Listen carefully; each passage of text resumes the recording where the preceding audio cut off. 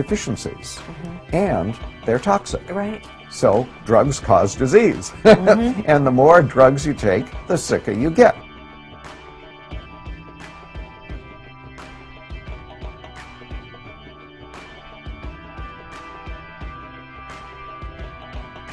One of the big maxims from Hippocrates, father of modern medicine, was let food be thy medicine, medicine thy food. What is food? Food is what nature provides. An apple is, pick it off the tree and eat it. That's food. So eat as much as possible. Eat food as nature provides it. And as much as possible, eat a plant-based diet as nature provides it. And yeah, you can have some animal protein in your diet, but not a lot. Lots of vegetables, lots of fruits, some fresh whole grains, some good high-quality fish, some organic meats and organic eggs in moderation. That makes up a good diet. Anytime I feel myself getting sick or anything, I just know it's imperative to go raw, and that's how I've raised my kids. They know as soon as they get sick, okay, you've been eating quite a lot of cooked or processed food. The number one thing to improve their diet, I would say, to increase the amount of raw organic food that you consume. Supplementation today is an absolute necessity. Even if you eat a good diet, it is no longer possible to get the nutrition that you need without supplementing. And this is from the National Academy of Sciences, so it's not just me saying this, but I found the same thing in my own studies. The nutrition content of the food has dropped dramatically. For instance, go to the store, buy a carrot. The carrot you buy today, you've got to eat four of them, to get the same magnesium you got in one carrot 50 years ago.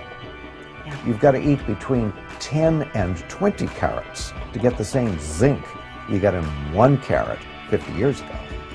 You've got to eat 5 apples to get the same nutrition you got in one apple 50 years ago. So we need to supplement, but that's a whole other challenge, because most of the supplements on the market are not something that I would take or recommend. Almost all the vitamin C on the market is junk. But I'll give you a very specific example. Go to the store, pick up a multivitamin. The vitamin B12 and about 90%, more than 90% of all the supplements you pick up will be in the form called cyanocobalamin. Right. Cyanocobalamin has very poor bioavailability, but also it breaks down in the body and puts cyanide into the body. I use a source called hydroxocobalamin, which is the perfect solution. It is very pure, it works very well, it's highly bioavailable, the half-life is in hours, not in minutes. On my deathbed, where I really was at the point where I could not even move, I remember lying there, I wanted to move my head. So I told my head to move, and it didn't, and it wouldn't. That's how far gone I was. There, at age 48, I almost died. And I had 4 autoimmune diseases, by the way. I had lupus, I had Sjogren's syndrome, I had Hashimoto's thyroiditis, I had fibromyalgia. I had so many problems. I had chemical sensitivities. I was one of the most chemically sensitive people in the world. I had chronic fatigue syndrome. I suffered from seizures. I had so many problems. I'm now going on 72. I have boundless energy. I never get sick. My probability of having a heart attack or a stroke is that of someone in their late 20s. Anybody can do this. I think the final message is this, that no matter what you have, no matter what disease you have, you can make it better. The power is there. I mean, it's just so wonderful. And so I wish I could shout this from the rooftops. You don't have to be sick.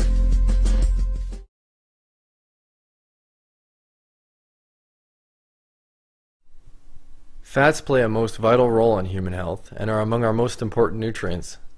Not only do they help burn fat, relieve migraines, and prevent heart disease, but deficiencies have been linked to everything from schizophrenia to hair loss.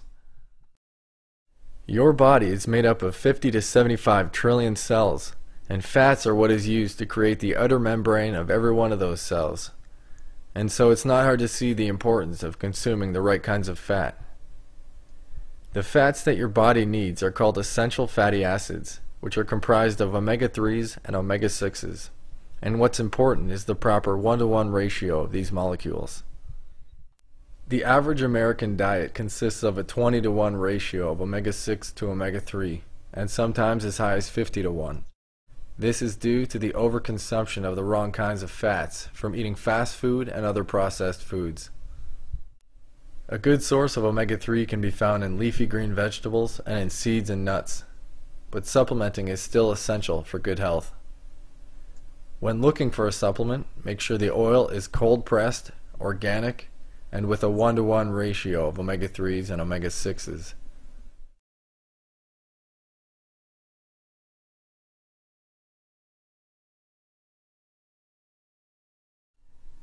Ozone is nature's most powerful disinfectant and purifying agent. It is a gas that is produced when the sun's UV radiation comes in contact with Earth's oxygen, and when air is exposed to a high voltage electric arc. This is why air smells pure and fresh after a thunderstorm. Ozone is like the oxygen we breathe, except it has another oxygen atom, which is unstable and searching for a mate to pair up with. It is the O1 that we use as ozone for the body. Guess what else is searching for another atom to pair with? All bacteria, fungi, germs, and viruses, which cannot live when in contact with oxygen. And actually, ozone inside the human body, or oxygen, this singlet oxygen, is what white blood cells use to kill bacteria. It is the perfect solution to completely purify our bodies. The air we breathe is 19% oxygen.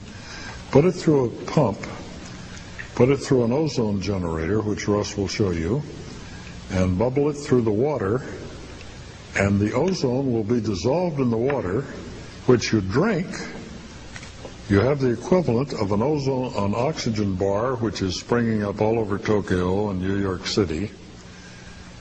And when we turn this on, you'll notice, I'm just plugging it in there. Okay, that this little aeration stone that's used in aquariums for fish will begin bubbling.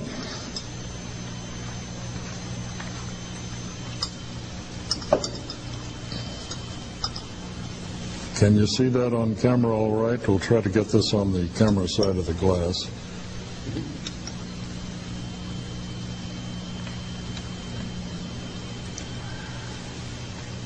Now, the ozone is highly soluble in water, but it has a half-life of about 20 minutes in warm water, an hour or so in cold, chilled ice water. The ozone is the greatest detoxifying agent known to man. Some cities in Germany use ozone to clean their water instead of chlorine, other things that we do. So if we drink this now, we'll detoxify in a couple of days and eliminate poisons which have been in your body for many years. People talk about, well, ozone, don't breathe the ozone. Again, what is ozone doing? Ozone actually deactivates every known negative compound that exists in the world. Where this original research came from about not breathing ozone, as an example, came from mice. And they put a huge amount of ozone into the air, and they found that within the first 3 days there was a pulmonary edema, fluid built up in the lungs. But then what they didn't report is that after those 3 days, the lungs returned to normal, and no matter how much ozone they put into the container, where the mice were, they could not induce death into the mice whatsoever.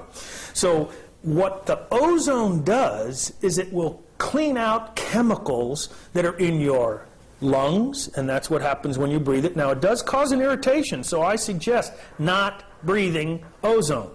Okay, but by ozonating the water, what you're doing